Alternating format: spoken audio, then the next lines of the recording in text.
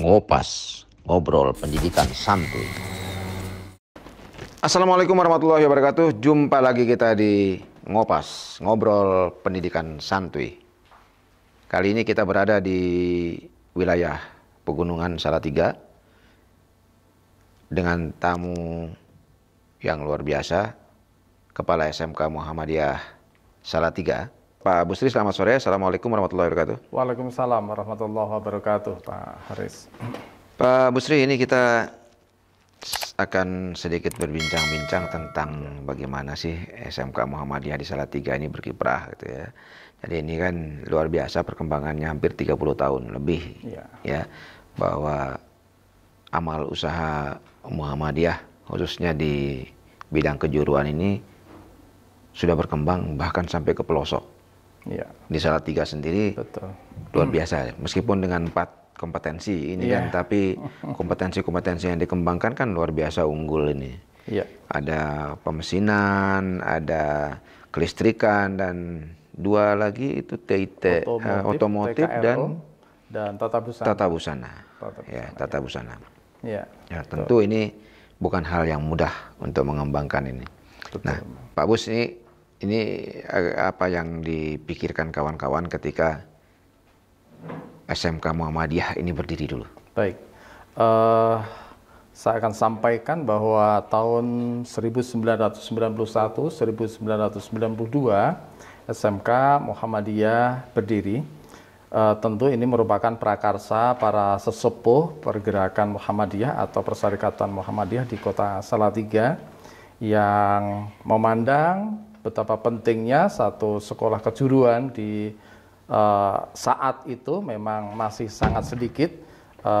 Salatiga sebagai kota yang dijadikan satu pusat pendidikan di sekitarnya, bahwa Salatiga ini memang kota kecil tetapi di lingkungan masyarakat yang luas di area Kabupaten Semarang, ada Boyolali, bahkan dari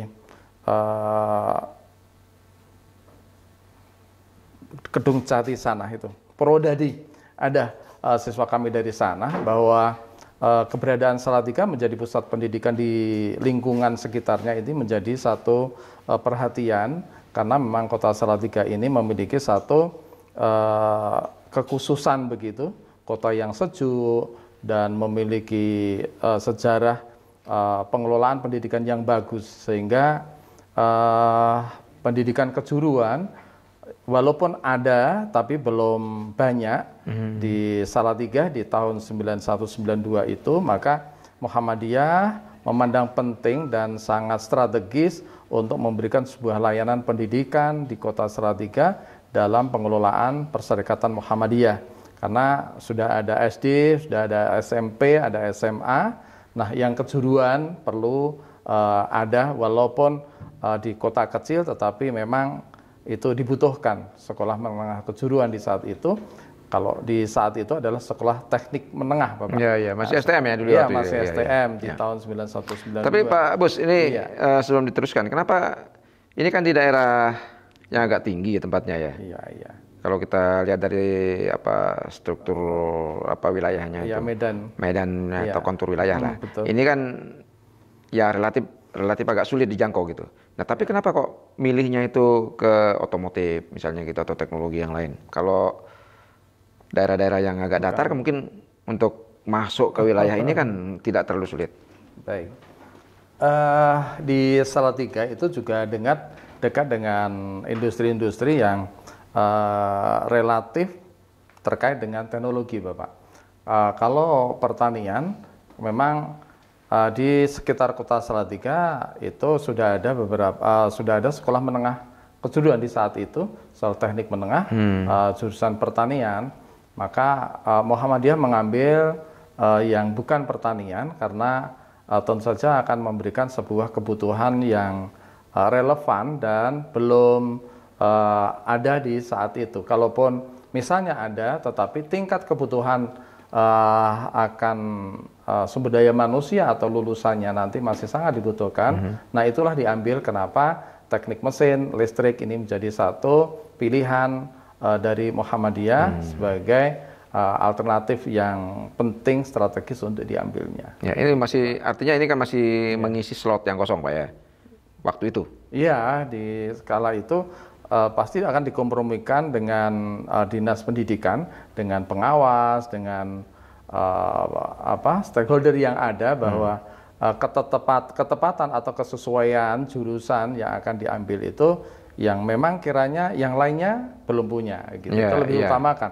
Kalau yang lainnya sudah ada, seberapa tingkat kebutuhan. Kalau memang itu masih sangat diperlukan, maka boleh jadi kami adakan gitu. Oke, ini kan kalau kita lihat dari struktur wilayah dan sebagainya ini kan, kita lihat potensinya juga di sini luar biasa, terutama di bidang pertanian. Kenapa tidak tadi yang Bapak sampaikan, misalnya di SMK dulu pertama ada SMK negeri yang pertanian, kenapa tidak mengambil misalnya di pertanian tapi dengan kompetensi yang berbeda? Terkait dengan mengapa tidak mengambil jurusan pertanian, bahwa pertama melihat bahwa peminat untuk memilih kompetensi keahlian atau jurusan di kala itu, kalaupun sudah ada sekolah teknik menengah dengan jurusan pertanian, ini peminatnya juga tidak banyak-banyak banget begitu Pak. Maka ini menjadi satu pertimbangan, apakah harus kami buka pertanian, walaupun kami di area kalau Kota Salatiga sendiri sebenarnya kan kota kecil Pak. Di area yang melingkupi Kota Salatiga itu kabupaten memang banyak yang di daerah pertanian. Hanya ketika survei menginginkan bahwa jurusan-jurusan lain ini menjadi satu yang diminati oleh masyarakat, maka tentu kami mendengarkan akan permintaan itu, gitu Pak. Ya Pak, ini kita kembali lagi ke sini ya, ke sekarang setelah 30 tahun berdiri ini kan. Iya, betul. Nah, tentu ini kan akan banyak sekali perubahan-perubahan yang dilakukan, tidak hanya perubahan aturan tetapi juga perubahan-perubahan yang terkait dengan perubahan kurikulum. Lalu ada perubahan kompetensi. Penamaan kompetensinya juga semakin berkembang. Nah, ini gimana kawan-kawan menyikapi perubahan-perubahan seperti ini, Pak? Kami selalu berusaha untuk adaptif, Bapak.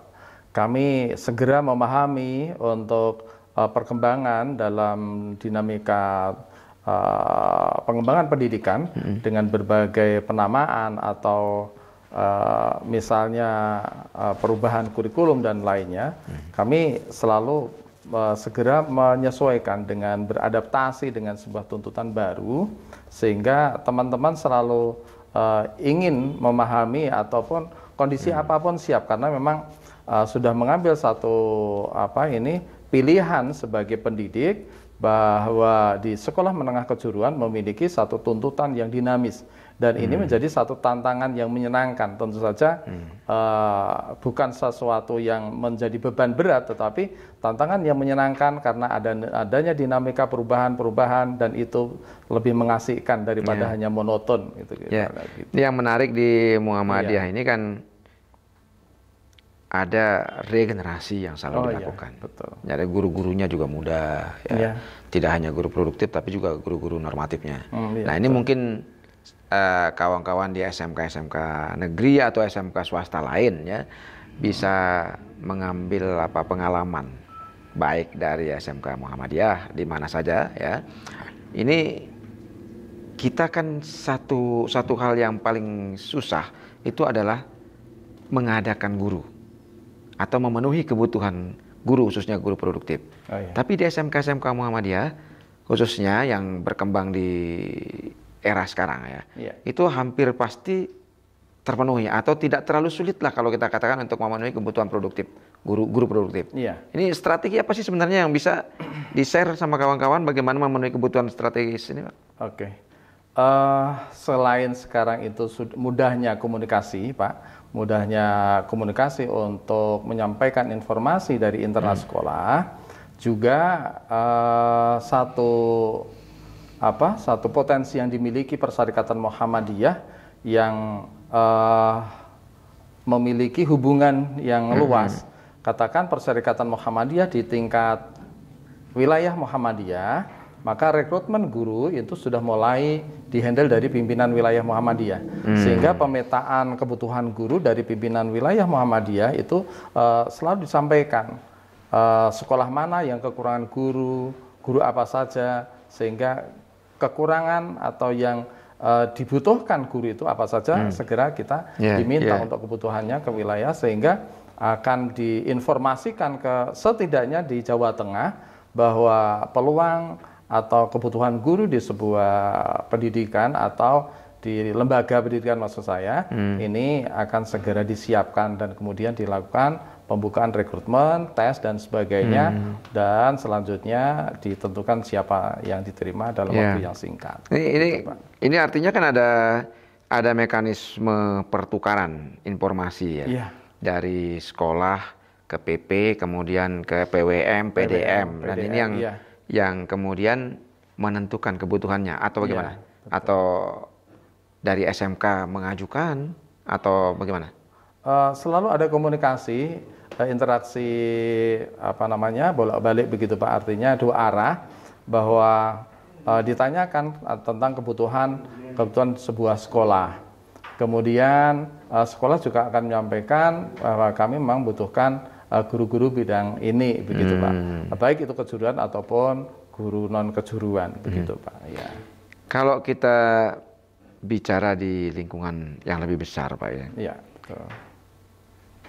Apa saja sih yang dilakukan ya dalam proses pembinaan sekolah-sekolah Muhammadiyah, terutama yang dilakukan oleh PDM, PWM dan PP? Iya. Di perguruan Muhammadiyah, apalagi di tingkat SMK, kami punya yang namanya FKKS SMK Provinsi Jawa Tengah, bahkan Indonesia juga ada Bapak. Nah, ini selalu ada satu pengembangan kompetensi, baik itu mulai dari kepala sekolah, kemudian dewan guru, diadakan satu peningkatan kompetensi yang itu dikelola oleh Masjid Didasmen yang bekerja sama mulai dari Didasmen PDM, kemudian wilayah juga pimpinan pusat Muhammadiyah. Terlebih sekarang dengan satu kemudahan dengan daring begitu Pak, dengan jaringan sehingga bisa sewaktu-waktu dilakukan satu koordinasi dan kemudian bisa dilakukan langkah-langkah lanjut seperti yang dibutuhkan di masing-masing lembaga. Gitu. Pak Bus, siapa? Ini kan kalau kita kembali kepada perkembangan yang sekarang. Ya. Ini kan banyak sekali isu yang berkembang, ya, terutama dalam meningkatkan kompetensi guru, lalu untuk meningkatkan kompetensi siswa, lalu ada lagi upscaling, reskilling, ya, ada pengembangan kurikulum, dan pada kurikulum ini sendiri juga terjadi perubahan-perubahan yang luar biasa, gitu. Nah, dan ini bahkan menjadi satu perdebatan yang tidak berhenti sampai sekarang ini. Betul. Nah, di Muhammadiyah sendiri, terutama di SMK Muhammadiyah Salatiga ini, ya, dan tentu Pak Bus kan mesti sedikit paling tidak tahu bagaimana perkembangan SMK Muhammadiyah di sekitarnya gitu. Nah, ini kalau kita bicara tentang perkembangan kurikulum ini, bagaimana menyikapi perkembangan yang terjadi di kurikulum dan bagaimana SMK Muhammadiyah dan Muhammadiyah khususnya, ya, dalam mendorong peningkatan kompetensi guru dan siswanya tentu saja. Tuntutan kurikulum yang terus mengalami dinamika dan sangat dinamis sampai sekarang dengan kurikulum merdeka ini menjadi satu keleluasaan bahwa pendidikan ini benar-benar semangat dan memberikan satu perhatian yang serius. Kalaupun misalnya kemerdekaan, sesungguhnya konsep merdeka itu sejak dulu tentu saja ada. Hanya kemudian sekarang dikuatkan dengan suatu istilah kurikulum merdeka yang memberikan keleluasaan kepada lembaga khususnya, walaupun merdeka toh sudah juga ada rambu-rambunya, bukan berarti tanpa kendali begitu Bapak. Sehingga perlu SDM atau Dewan Guru pun harus memahami tentang permintaan kurikulum merdeka ini, sehingga ada komite pembelajaran, kami juga ada program upskilling, reskilling juga ada, kemudian guru magang, siswa magang, tentu saja ini semua menjadi penting untuk dilakukan. Bahkan sekarang dengan anak-anak yang prakrin atau PKL 6 bulan yang harus dilakukan, saya kira merupakan sebuah tuntutan logis ketika anak-anak harus memiliki kompetensi yang memadai, yang sesuai dengan industri yang dikehendaki, maka harus matang betul bagaimana dia menjalankan praktek di industri selama 6 bulan itu. Bahkan jika memang sekiranya itu diminta lebih bagi kami, karena sudah ada satu pegangan pijakan bahwa kurikulum merdeka ini selama memberikan sebuah jaminan anak kompeten, anak kemudian jaminan diterima di industri, bahkan ada satu kesiapan untuk mandiri, saya berani memberikan waktu yang lebih bukan hanya 6 bulan itu Bapak. Sehingga teman-teman guru yang harus magang di suatu industri atau meningkatkan kompetensinya, ini memang menjadi sebuah tuntutan, bukan hanya sekedar kalau era dulu mungkin ada bukunya, kemudian siswa menyelesaikan program di buku, mengetahui dengan pengetahuan yang termuat dalam buku. Sekarang bukan lagi hanya demikian, tetapi terbuka luas bahwa sumber belajar bukan hanya semata-mata buku, dapat didapatkan, maksud saya, didapatkan dari pengalaman belajar di industri, pengalaman dari dunia internet begitulah, atau media sosial. Banyak sumber yang dijadikan sebagai kekuatan pengembangan potensi anak-anak. Ya Pak Busri, ini tadi Pak Busri sedikit menyinggung soal Merdeka Belajar. Iya. Ya. Siap. Kalau di dalam pemahaman kawan-kawan itu seperti apa sih sebenarnya di Merdeka Belajar? Merdeka Belajar yang teman-teman pahami, yang sekarang sudah dituntun dengan platform Merdeka Belajar, Ibu Pak, ini menjadi satu tantangan yang menarik. Memang tentu saja bagi guru-guru yang sekiranya mengalami persoalan baru, tetapi sesungguhnya persoalan baru ini akan sangat dinamis dan menarik ketika toh banyak pengalaman yang didapatkan. Toh ternyata dari pemerintah, dari stakeholder yang lain, artinya yang terkait dengan kami, dengan pendidikan ini ternyata benar-benar memberikan satu perhatian yang sangat positif. Merdekanya itu merdeka dalam konteks apa nih Pak? Kemerdekaan dalam hal ini adalah merdeka dalam mengembangkan metode pembelajaran, kemudian merdeka dalam memberikan satu pelayanan pendidikan yang mana boleh jadi ketika saya melihat satu arahan dari Kemenristek misalnya, bahwa pada satu daerah tertentu bahkan mengalami pendidikan yang mundur 2 tahun misalnya, semacam itu. Artinya sangat menyadari bahwa kompetensi anak yang beragam semacam itu, maka harus benar-benar segera menyelami potensi yang dimiliki anak, sehingga pembelajaran yang bermakna bagi anak itulah yang harus menjadi satu fokus perhatian. Kalau kita bicara di konteksnya di konteks Merdeka Belajar, merdekanya itu merdeka seperti apa sih Pak sebenarnya ini? Ini kan selalu menjadi Merdeka Belajar ini kan membuat banyak persoalan di guru misalnya gitu. Nah, apakah ini terkait dengan ketidakpahaman mereka tentang konsep Merdeka Belajar atau bagaimana, kita nggak tahu. Tapi sebenarnya kawan-kawan sendiri memahami konteks Merdeka Belajar itu seperti apa di implementasinya gitu. Baik, teman-teman dalam memahami konteks Merdeka Belajar lagi-lagi tidak tidak terpaku pada kurikulum yang semasa sebelumnya itu dengan kurikulum 13 juga sudah ditoto, dan sebenarnya bukan berarti sekarang tidak temoto Pak, tapi dengan lebih diberikan keleluasaan mengembangkan potensi anak, bahkan ketika anak yang memiliki potensi lebih, maka berkewajiban untuk memberikan satu pendampingan anak-anak yang memiliki kemajuan yang lebih. Walaupun juga tetap memperhatikan anak-anak yang masih mengalami kesulitan belajar. Bukan berarti, anak yang mengalami kesulitan belajar ini berarti tidak layak dan kemudian ditinggal. Bukan demikian, tetapi sekarang menjadi tanggung jawab bagaimana anak itu mendapatkan sebuah layanan, adanya sebuah perubahan, dan itu bermakna bagi anak, bermakna bagi kehidupan, dan bisa menjawab kebutuhan masyarakat. Ya, artinya merdeka itu adalah merdeka dalam pengertian pengembangan kompetensinya, menggali kompetensinya.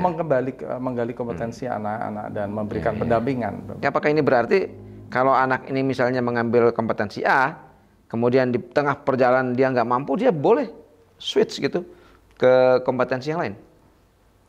Tentu saja diberikan kesempatan, hanya saja perlu diantisipasi hal-hal semacam ini sejak awal masuk, Bapak.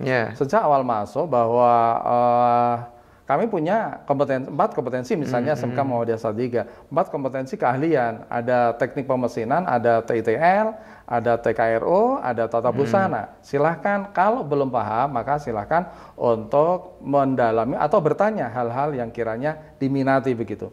Kalaupun misalnya, kadung ngambil jurusan teknik pemesinan, ternyata dalam perjalanan setengah semester yang masih umum atau kelas 1, saya tertarik pengen belajar kelistrikan, toh diberikan kesempatan, silakan belajar kelistrikan. Sehingga diberikan suatu, benar bahwa peminatan itu menjadi satu alternatif ketika anak itu memang perlu juga menguasai. Tapi core-nya tetap. Ya, core-nya tetap. Ya, gitu. Oke Pak, ini kalau kita bicara upskilling, reskilling. Nah, sudah sejauh mana ini Pak di SMK Muhammadiyah APRE ini dilakukan? Ya, kami kerjasama dengan BMTI Bandung, Pak. Kami juga pernah jalan-jalan ke Bali Besar di Medan juga, itu bahwa teman-teman juga menjalankan magang di sana. Ya, 2 bulan, 3 bulan begitu, Pak. Sehingga ini menjadi satu kesungguhan bahwa teman-teman itu walaupun berat harus meninggalkan keluarga, harus tetap berangkat demi profesi amanah itu. Ya, artinya ada manfaatnya nggak APRE itu, Pak? Iya, tetap memberikan manfaat yang besar, Pak. Iya. Karena hubungannya dengan pengembangan ilmu, kemudian pengembangan wawasan, dan kemudian lebih bisa sharing lebih banyak pada orang-orang yang kompeten yang lain. Kalau menurut Pak Bus nih, guru-guru kita yang sudah di APRE ini ada peningkatan nggak di proses pembelajaran yang dilakukan di sekolah? Sangat memberikan sebuah perubahan, Pak. Setidak-tidaknya nilai dedikasi, kemudian konsen, kesungguhan, kecintaan terhadap anak, kesabarannya ini bertambah karena guru yang sabar, guru yang kuat ini menggambarkan bahwa dia berusaha keras memahami kondisi anak dan berpikir bagaimana memberikan sebuah bukan sekedar transformasi ilmu saja, tetapi memberikan pendampingan bimbingan bagaimana pengembangan anak itu bisa dilakukan. Oke Pak Bus, ada catatan terakhir yang ingin disampaikan ke Pak Bus? Silakan. Baik. Kami, Mbak Liristan, yang saya hormati, bahwa SMK Muhammadiyah Salatiga ini merumuskan sebuah tagline bahwa kami SMK Muhasa terdepan, Muhasa Muhammadiyah Salatiga terdepan, ini berkarakter atau tertib begitu Pak. Kami ambil tertib, kemudian religius, dedikasi, dan santun. Ini yang akan kami satukan, satu tekad bahwa anak-anak yang tertib, yang disiplin, ini akan menjadi kunci keberhasilan kesuksesan dengan sebuah program kesemaptaan, kedisiplinan dalam beribadah religius ini di kami garap secara sabar, secara telaten begitu untuk mendapatkan anak-anak yang berakhlakul karimah, memiliki akhlak-akhlak yang baik, dan ini menjadi modal anak untuk berdedikasi, memiliki kesungguhan dalam berloyalitas di dunia manapun. Di pekerjaan manapun dia akan memiliki semangat menjunjung tinggi kewajiban-kewajibannya. Dan yang terakhir adalah tetap menjunjung tinggi nilai-nilai kesopanan, sopan santun, rendah hati, untuk menunjukkan bahwa dia adalah anak-anak yang berilmu, berkualitas kompetensinya, ilmunya, dan juga memiliki kesungguhan, keikhlasan dalam bekerja. Itu. Terima kasih, Bapak. Oke, sahabat Tristan dan para pemirsa di mana saja Anda berada, bahwa komitmen, loyalitas, dan karakter di dalam pendidikan SMK menjadi satu prioritas yang terus kami kembangkan. Inilah inti dari pendidikan yang kita lakukan sesungguhnya. Kita akan jumpa lagi di Ngopas berikutnya dengan topik yang tidak kalah menarik. Sampai ketemu. Wassalamualaikum warahmatullahi wabarakatuh. Waalaikumsalam warahmatullahi wabarakatuh. Terima kasih, Bapak.